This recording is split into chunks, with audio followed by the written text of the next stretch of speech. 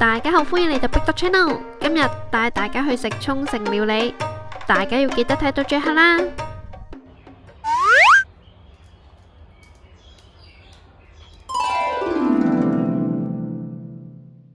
今日我哋嚟到位於荔枝角嘅麗新商業中心，但由於我哋揾唔到部升降機喺邊一度，唯有辛苦Taco吧，直接抱Taco上2樓。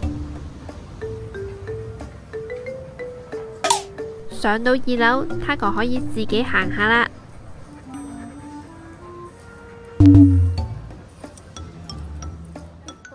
我哋到啦，Taco背住嗰間餐廳就係我哋想去嘅嗰間餐廳。Taco吧已經入咗座啦，我哋都要跟住去。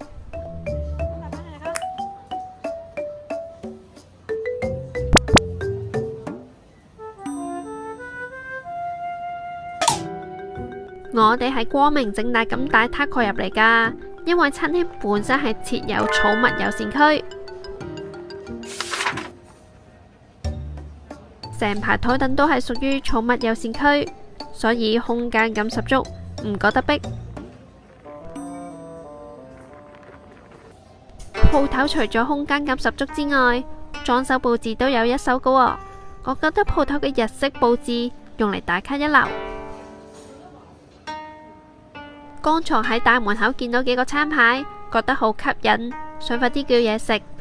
我都係快啲返埋位坐低，慢慢研究下個餐牌。拍攝當日，我哋去到餐廳嘅時間大約係下午3點鐘左右。我哋本身已經食咗晏晝飯，所以唔算好肚餓。於是我哋叫咗個下午茶餐。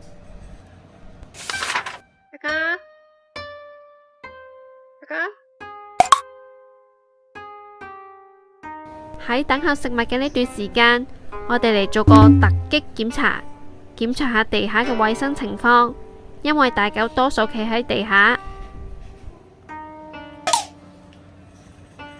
我哋眼見地下都算乾淨，冇明顯嘅垃圾或者食物殘渣。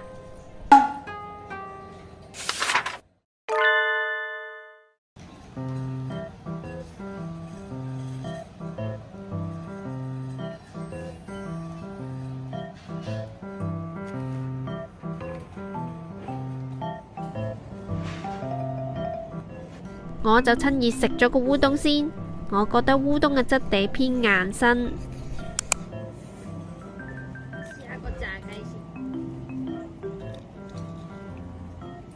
我覺得炸雞都好好食，可能觀眾隔住個芒未必感受到。如果真人喺現場嘅話，咬落去係會聽到嗦嗦聲。可憐嘅Taco仔，有得睇冇得食。最後上埋甜品啦，餐廳招牌名物係沖繩風絲造型嘅冬甩。